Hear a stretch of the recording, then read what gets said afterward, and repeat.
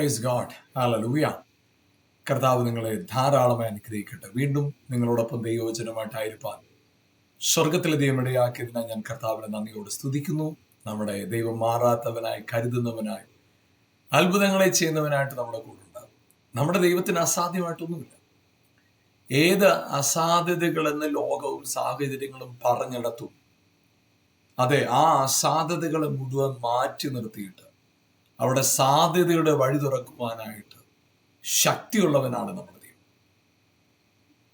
ചിലപ്പോഴൊക്കെ നമ്മുടെ ജീവിതത്തിനകത്ത് ചില സന്ദർഭങ്ങളിൽ നമ്മൾ തന്നെ ഒരു അന്തിമ വിധി പ്രഖ്യാപിക്കും. കഴിഞ്ഞു, ഇനി സാധ്യതയൊന്നുമില്ല എന്ന് നമ്മൾ മാനുഷികമായുള്ള നമ്മുടെ അറിവുകൾ വെച്ച് നമ്മൾ ചിലപ്പോൾ ചില കാര്യങ്ങൾ നമ്മൾ അതിനെ അന്തിമ വിധി പുറപ്പെടുവിക്കും. കഴിഞ്ഞു, ഇനി സാധ്യതയൊന്നുമില്ല.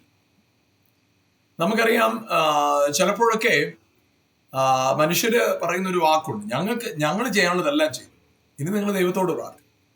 പ്രത്യേകിച്ച് നമുക്കറിയാം, രോഗത്തിന്റെ മൂർച്ഛിച്ച അവസ്ഥയിൽ എത്തുന്ന ചില സന്ദർഭങ്ങളിൽ ഡോക്ടേഴ്സ് പറയാനുള്ള ഒരു വാക്ക്, ഞങ്ങൾ ചെയ്യാനുള്ളതെല്ലാം ഞങ്ങൾ ചെയ്തു, ഇനി നിങ്ങൾ ദൈവത്തോട് പ്രാർത്ഥിക്കും. നമ്മൾ പലപ്പോഴും നമ്മുടെ സാഹചര്യങ്ങളിൽ നമ്മുടെ കഴിവിനും നമ്മുടെ പ്രാപ്തിക്കും നമ്മുടെ അറിവിനും തക്കവണ്ണം കാര്യങ്ങളെ വിലയിരുത്തുകയും മനസ്സിലാക്കുകയും ഒക്കെ ചെയ്യുന്നത്. പക്ഷെ നാം വിലയിരുത്തുന്നതിന്, നാം മനസ്സിലാക്കുന്നതിനും എല്ലാം എത്രയോ ഉന്നതമായതാണ് ദൈവത്തിന്റെ പദ്ധതി.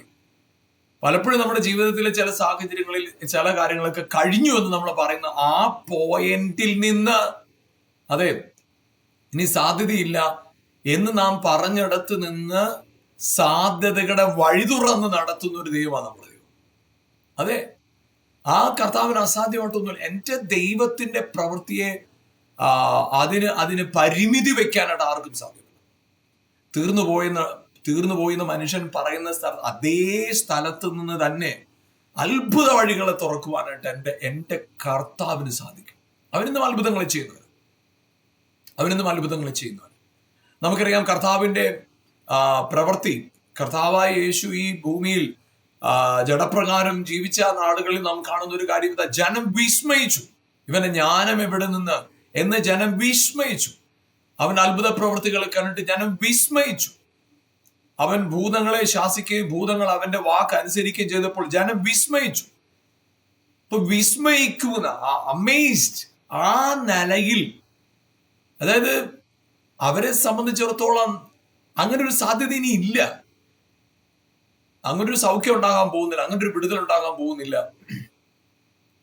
ഇനി അങ്ങനെ ഒരു വഴി തുറക്കപ്പെടാൻ പോകുന്നില്ല എന്ന് അവരെഴുതി തീർത്തു വെച്ചിടത്തുന്ന ദൈവം അത്ഭുതങ്ങളെ തുടങ്ങുന്നവനാണ്, അത്ഭുതങ്ങളെ വീണ്ടും ചെയ്യുന്നവനാണ് കർത്താവ്. അപ്പൊ ആ കർത്താവിനെ നമ്മൾ മനസ്സിലാക്കി കഴിയുമ്പോൾ നമ്മുടെ ജീവിതത്തിനകത്ത് നമ്മള് സമാപിച്ചു എന്ന് പറയുന്ന, തീർന്നു, ഇനി കഴിഞ്ഞു, ഇനി ഒരു നമ്മൾ പറയുന്ന ചില വാക്കുകളുണ്ട്, ഇനി ഒരു രക്ഷയുമില്ല, ഇനി ഒരു മാർഗവുമില്ല, ഇനി ഒരു വഴിയില്ല എന്നൊക്കെ നമ്മൾ ചില നമ്മുടെ അറിവിന്റെ പരിമിതികൾ കൊണ്ട് നാം ചിലതിനൊക്കെ ഒരു ഫുൾ സ്റ്റോപ്പ് ഇട്ട് വെക്കുമ്പോൾ അവിടെ നിന്ന് അത്ഭുതകരമായ നിലയിൽ നാം ചോദിക്കുന്നതിലും നനയ്ക്കുന്നതിലും അത്യന്തപരമായി നമ്മുടെ ജീവിതത്തിന്റെ മാർഗങ്ങളിൽ, ജീവിതത്തിന്റെ വഴികളിൽ വഴി തുറന്ന് മാനിക്കുവാൻ ശക്തനായ ഒരു കർത്താവുണ്ട്.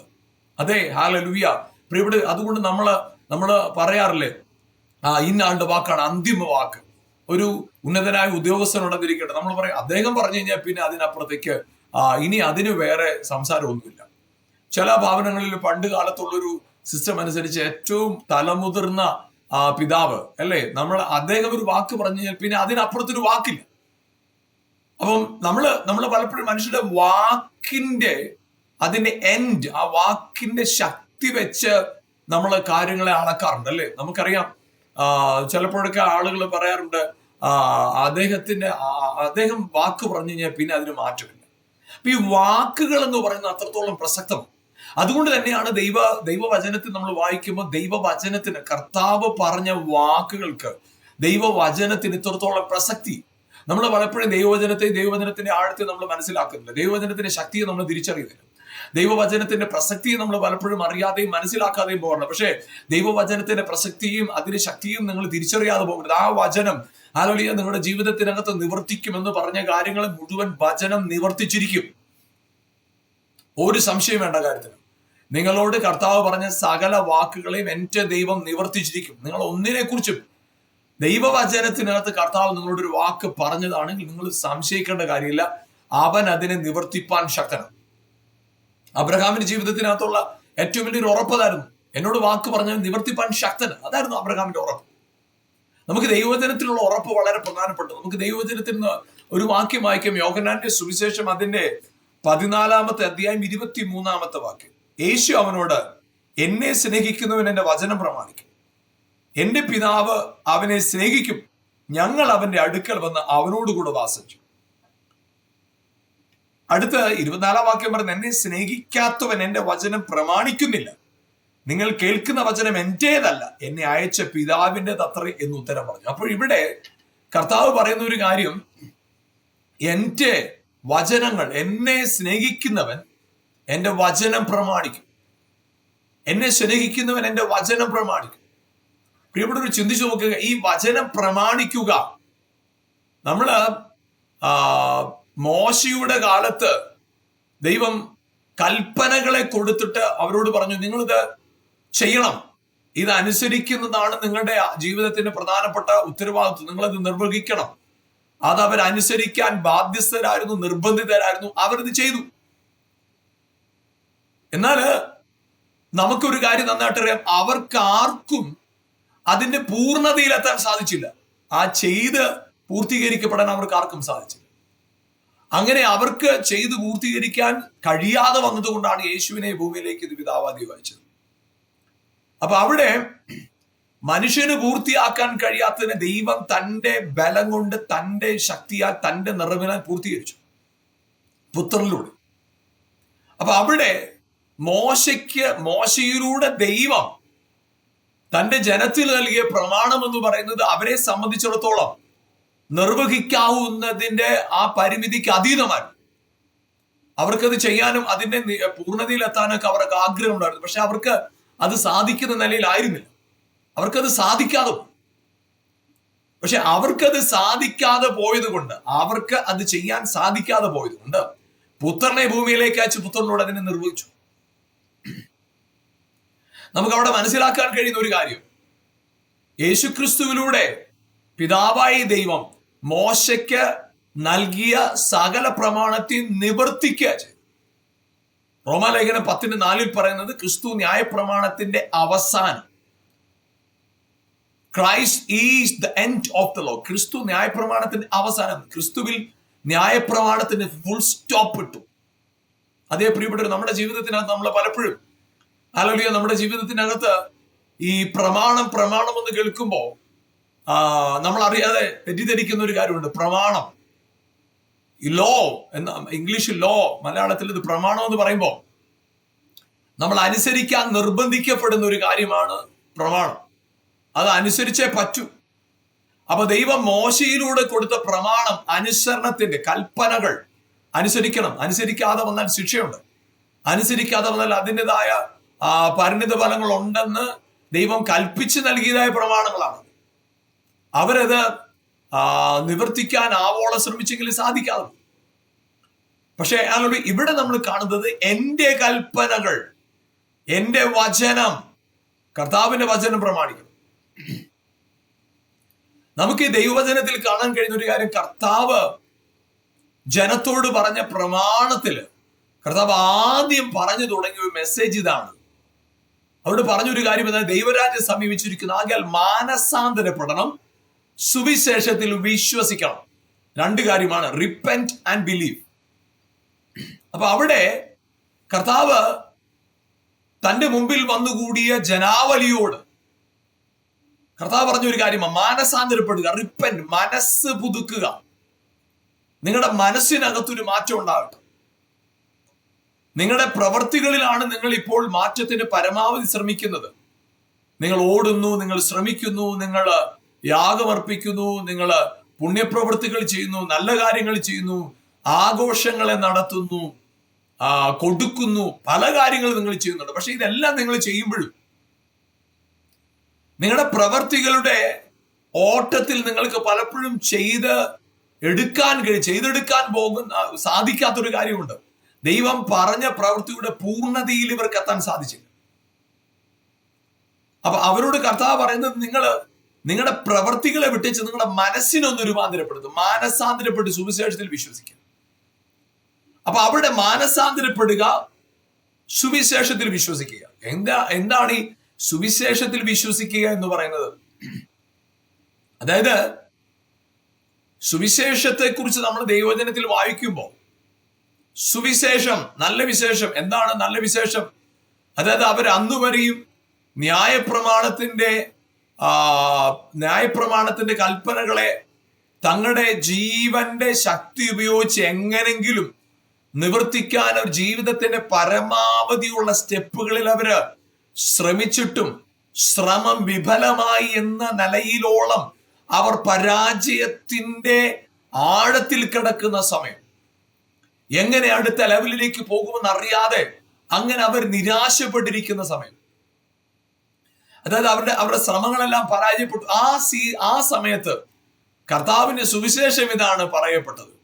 ഹല്ലേലൂയ, ആമേൻ. തന്റെ ഏകജാതനായ പുത്രനിൽ വിശ്വസിക്കുന്ന ഏവനും നശിച്ചു പോകാതെ നിത്യജീവൻ പ്രാപിക്കേണ്ടതിന് ദൈവം യേശുവിനെ നൽകുവാൻ തക്കവണ്ണം ലോകത്തെ സ്നേഹിച്ചു. അപ്പൊ അവിടെ നൽകപ്പെട്ട സുവിശേഷം എന്താണ്? വിശ്വസിക്കുന്നവൻ നിത്യജീവൻ പ്രാപിക്കും, വിശ്വസിക്കുന്നവൻ നശിച്ചു പോകത്തില്ല, വിശ്വസിക്കുന്നവൻ ജീവിക്കും. അവിടെ രണ്ട് പ്രധാനപ്പെട്ട കാര്യങ്ങളാണ് പറയുന്നത്. ഒന്ന്, പുത്രനെ വിശ്വസിക്കുക. രണ്ട്, അവൻ പറഞ്ഞ വാക്കിനെ വിശ്വസിക്കുക. അതായത് പുത്രനിലുള്ള വിശ്വാസമാണ് രക്ഷയുടെ അടിസ്ഥാനം. പക്ഷെ ആ പുത്രനിലെ രക്ഷ ഉണ്ടാവണമെങ്കിൽ ആദ്യം പുത്രനെ കുറിച്ച് കേൾക്കേണ്ടിയിരിക്കുന്നവർ. അപ്പൊ അവിടെ കേൾവി അവരുടെ ജീവിതത്തിൽ വിശ്വാസത്തെ കൊണ്ടുവരും. നമ്മുടെ ജീവിതത്തിൽ അത് പലപ്പോഴും, നമ്മുടെ ജീവിതയാത്രയിൽ പലപ്പോഴും നമ്മളെ വഴിതടയുന്ന, അല്ലെങ്കിൽ നമുക്ക് ഭാരവും പ്രയാസവും കൊണ്ടുവരുന്ന പല വിഷയങ്ങളുണ്ട്. അത് പലപ്പോഴും നമ്മുടെ ജീവിതത്തിനകത്ത് നമ്മളെ തന്നെ കുറ്റവാളികളാക്കി തീർത്ത് നമ്മളിങ്ങനെ നിരാശപ്പെട്ടു. ലോകം നമ്മളെ കുറ്റം വിധിക്കുക, നമ്മൾ അതിനനുസരിച്ച് അങ്ങ് വിട്ടുകൊടുക്കും. നിങ്ങൾക്കൊരു കാര്യം അറിയാമോ? അതായത് ജ്ഞാനികളുടെ കൂടെ നടന്നാൽ നിങ്ങൾ ജ്ഞാനമുള്ളവരായിട്ട് പോകും. ഒരു ജ്ഞാനമില്ലാത്ത ആളെ നിങ്ങൾ സ്നേഹിച്ചു നോക്കിക്കും, അവരൊരിക്കലും നിങ്ങളുടെ സ്നേഹത്തെ തിരിച്ചറിയത്തില്ല. കാരണം അവരുടെ ജീവിതത്തിനകത്ത് അവർ ഇതുവരെ കേട്ടത്, അവര് ജ്ഞാനമില്ലാത്തവരാണെന്ന് കേട്ട് വളർന്നവരുടെ ജീവിതത്തിനകത്ത് ജ്ഞാനത്തിന്റെ പ്രമാണത്തിൽ അവർക്ക് നിൽക്കാൻ കഴിയത്തില്ല. അവരതിനകത്ത് വീണുപോകും, അവർക്ക് അതിനകത്ത് വളരാൻ സാധിക്കാതെ പോകും. പ്രിയപ്പെട്ടവരെ, നമ്മുടെ ജീവിതത്തിനകത്ത് ഹല്ലേലൂയ കർത്താവ്, ആമേൻ, ഹല്ലേലൂയ നമുക്ക് തരുന്ന ഒരു വലിയ ദൂതനാണ്. അവനെ വിശ്വസിക്കുന്നവരാരും നശിച്ചു പോകത്തില്ല. അതിന് പിതാവ് എന്ത് ചെയ്തെന്നറിയാമോ? ഹല്ലേലൂയ, ആമേൻ, ആ നിലവാരത്തിൽ ലോകത്തെ സ്നേഹിച്ചു. അതായത് മാനവജാതിയുടെ അനുസരണക്കേട് കൊണ്ട് ഭൂമി മുഴുവൻ, ആദാമിന്റെ അനുസരണക്കേട് കൊണ്ട് ഭൂമിയിലെ മാനവജാതി മുഴുവൻ പാപത്തിൽ നിന്ന് മരണത്തിലേക്കും എടുത്തെറിയപ്പെട്ടപ്പോൾ പുത്രനായ യേശുവിനെ അയച്ചിട്ട് പിതാവ് പറഞ്ഞു, നിങ്ങൾ ഇവനെ വിശ്വസിക്കുന്നെങ്കിൽ ആമേൻ നിത്യജീവനെ പ്രാപിക്കും. നിത്യജീവനുള്ള വഴി നിങ്ങളുടെ മുമ്പിലുണ്ട്, വിശ്വസിച്ചാൽ മതി. ഹല്ലേലൂയ. പ്രിയപ്പെട്ടവരെ, നിങ്ങളുടെ ഇവന്റെ ജീവിതത്തിനകത്ത് നാം വിശ്വസിക്കുക എന്ന് പറയുന്നത് വളരെ പ്രധാനപ്പെട്ടത്. വിശ്വാസമാണ് നമ്മുടെ ജീവിതത്തിനകത്ത് ഹല്ലേലൂയ നമ്മൾ തകർന്നിടത്ത് നമ്മൾ ശൂന്യമായിട്ട് നമ്മളെ പണിയുന്നത് നമ്മുടെ വിശ്വാസമാണ്. എന്റെ നീതിമാൻ വിശ്വാസാൽ ജീവിക്കുന്ന വചനം പറയും.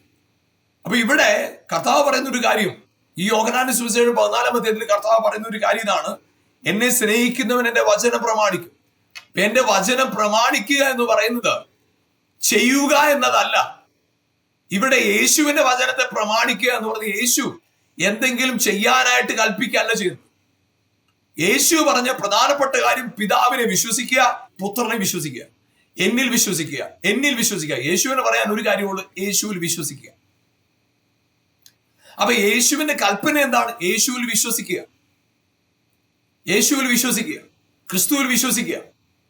അപ്പൊ യേശു ക്രിസ്തുവിനുള്ള വിശ്വാസം നമ്മളിൽ എന്താണ് കൊണ്ടുവരുന്നത്?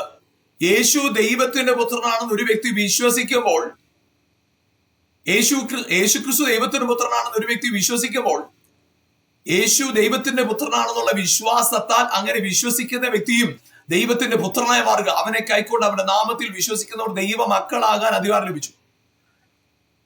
അപ്പൊ നമുക്ക് ലഭിച്ച ഒരു വളരെ പ്രധാനപ്പെട്ട പദവി എന്താ? ദൈവത്തിന്റെ മക്കളാവുക എന്ന പദവിക്ക് നമ്മൾ അവകാശികളാക്കി മാറും. അപ്പൊ യേശുവിനെ വിശ്വസിക്കുന്നതോടെ നമ്മൾ മക്കളാക്കി മാറുക. അപ്പൊ എന്റെ വചനം പ്രമാണിക്കുന്നവനല്ലേ, അവൻ എന്നെ സ്നേഹിക്കുന്നവൻ.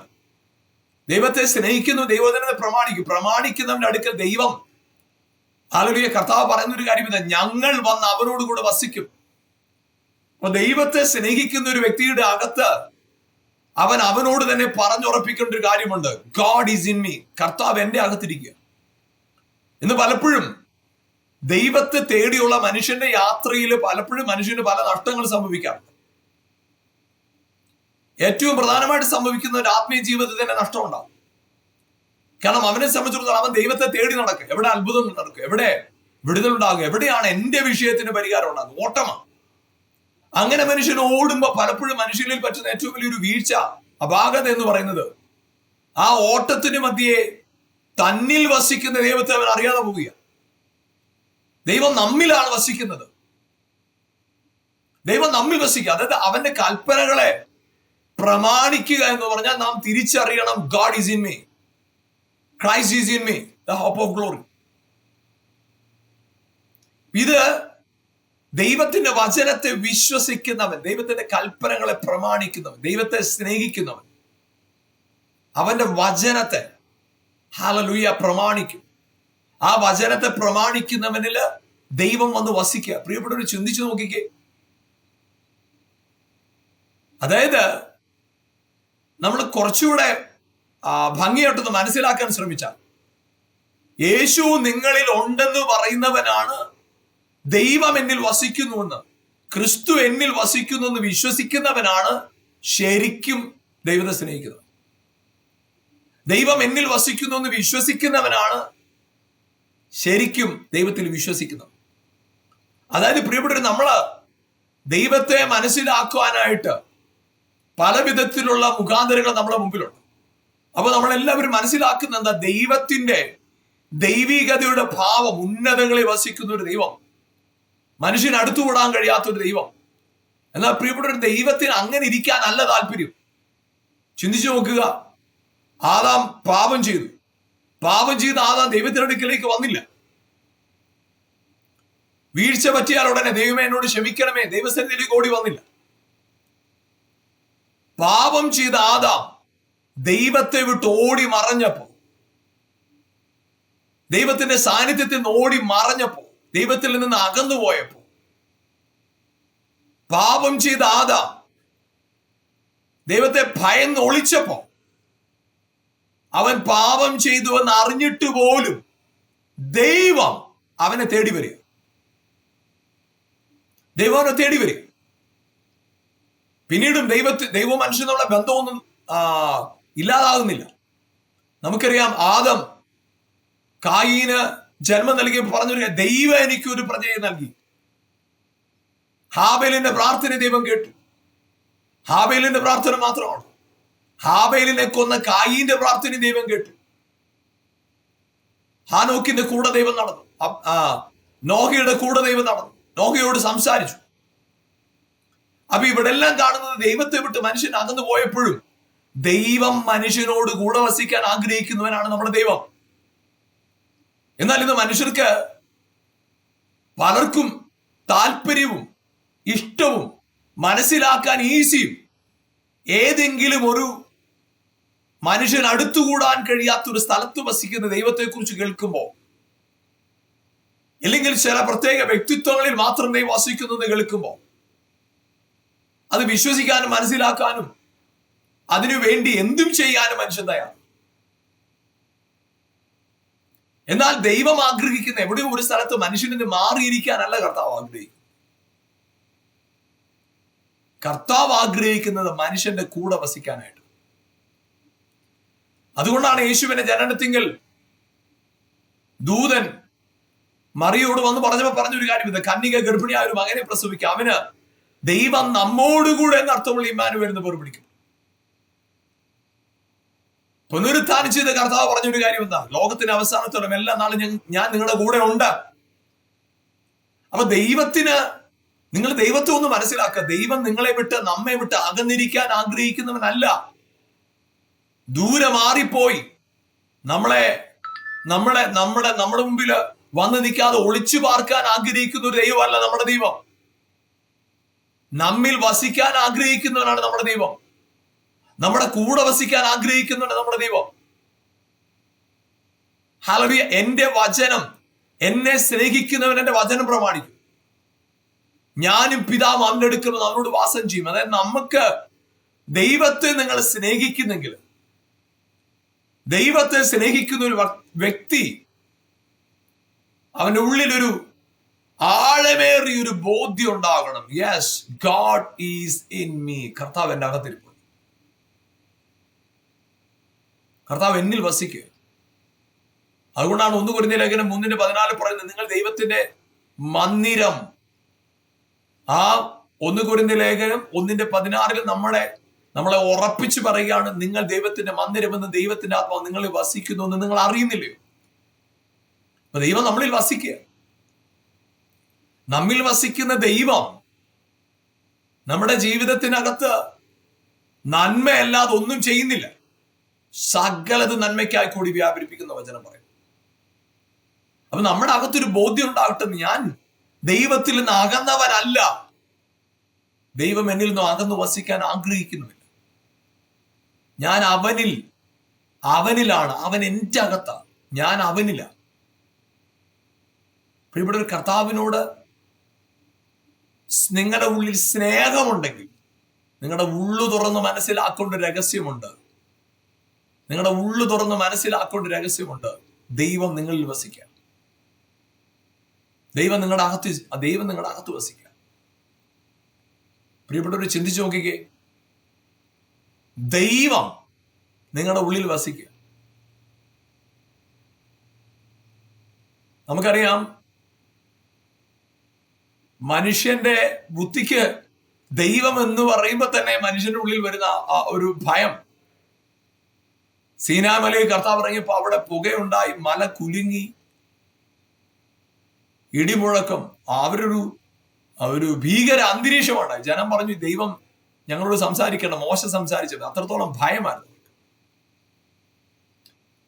ദേവാലയത്തിനകത്ത് ദൈവമഹത്വം ഇറങ്ങിയപ്പോ മോശയ്ക്കോ പുരോഹിതന്മാർക്കോ ആർക്കും നിൽക്കാൻ കഴിഞ്ഞില്ല. അത്രത്തോളം മഹത്വം കൊണ്ട് ആ ദേവാലയം നിറഞ്ഞു. അത്രത്തോളം ദൈവ സാന്നിധ്യം ഇറങ്ങുക എന്ന് പറഞ്ഞാൽ അത്രത്തോളം ഡിഫറെന്റ് ആണ്.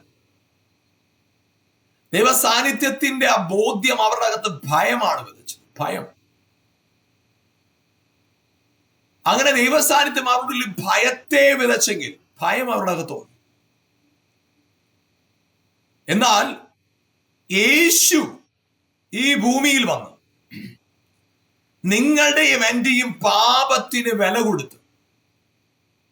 നിങ്ങളും ഞാനും തമ്മിൽ ഉണ്ടായിരുന്ന ദൈവവും നാമും ദൈവവും തമ്മിലുണ്ടായിരുന്ന അകൽച്ചയെ കർത്താവ് മാറ്റിയിട്ട്, ഹല്ലേലൂയ, ഇന്ന് ദൈവം നമ്മിൽ വസിക്കുന്ന, നമ്മളെ ദൈവത്തിന്റെ മന്ദിരങ്ങളാക്കി മാറ്റി. ഇന്ന് പ്രിയപ്പെട്ടവർ, നിങ്ങളിൽ ദൈവം വസിക്കുന്നു. ദൈവത്തിന്റെ ആത്മാവ് നിങ്ങളിൽ വസിക്കുന്നു. നിങ്ങൾ ദൈവത്തിന്റെ മന്ദിരമാണ്. അങ്ങനെയാണെങ്കിൽ ആ ദൈവം ഇറങ്ങിയ സീനായ് മലയ്ക്ക് ചുറ്റും കാവൽ, ദൈവം ഇറങ്ങിയ ദേവാലയത്തിനകത്ത് മറ്റുള്ളവർക്ക് നിൽക്കാൻ കഴിഞ്ഞില്ല. ദൈവമുള്ള സ്ഥലത്ത് എന്തൊക്കെ അത്ഭുതങ്ങൾ, അല്ലെങ്കിൽ എന്തൊക്കെ വിടുതൽ നടക്കുമോ, എന്തൊക്കെ ജയമുണ്ടാകുമോ, അതെല്ലാം നിങ്ങളിലൂടെ സാധ്യമാണ്. കാരണം ദൈവം വസിക്കുന്ന മന്ദിരം നിങ്ങളാണ്. ദൈവം വസിക്കുന്ന ആലയം നിങ്ങളാണ്. പ്രിയപ്പെട്ടവർ, നിങ്ങളുടെ ജീവിതത്തിൽ ഏതെങ്കിലും മേഖലകളിൽ നിങ്ങളൊരു പരാജയമായിട്ടും രോഗിയായിട്ടും തീർന്നുപോയ വ്യക്തിയായിട്ടും നിങ്ങളുടെ ഉള്ളിൽ തോന്നുന്നെങ്കിൽ, നിങ്ങളോട് ഞാൻ പറയട്ടെ, ഇല്ല, നിങ്ങളൊരു പരാജയമല്ല, നിങ്ങളൊരു തോൽവിയല്ല, നിങ്ങളൊരു ശൂന്യതയല്ല. നിങ്ങളിൽ ക്രിസ്തു വസിക്കുന്നത് കൊണ്ട്, ഹല്ലേലൂയ, അവന്റെ മഹത്വം നിങ്ങളിൽ എപ്പോഴും വെളിപ്പെട്ടുകൊണ്ടേയിരിക്കും. ഒറ്റ കാര്യമേ ഉള്ളൂ, നിങ്ങൾ അവനെ സ്നേഹിക്കുന്നു. നിങ്ങൾ അവനെ സ്നേഹിക്കുന്നുവെങ്കിൽ നിങ്ങളുടെ അകത്തൊരു ബോധ്യം ഉണ്ടാകണം, കർത്താവ് എൻ്റെ അകത്ത് വസിക്കുന്നു. Praise God, hallelujah. ക്രിസ്തു നിങ്ങളിൽ ഉണ്ടെന്നുള്ള ബോധ്യം നിങ്ങളുടെ അകത്തുണ്ടെങ്കിൽ നിങ്ങൾ ഒരിടത്തും നിരാശപ്പെടത്തില്ല. ഇന്ന് നിങ്ങൾ ഇടപെടുന്ന സകല മേഖലകളിലും നിങ്ങളൊരു അനുഗ്രഹമായി തീരും. ഈ ഒരൊറ്റ അറിവ് മതി. ദൈവം നിങ്ങളിൽ അവസിക്കും. ദൈവം നിങ്ങളിൽ അവസിക്കും. ദൈവം നിങ്ങളിൽ അവസിക്കും.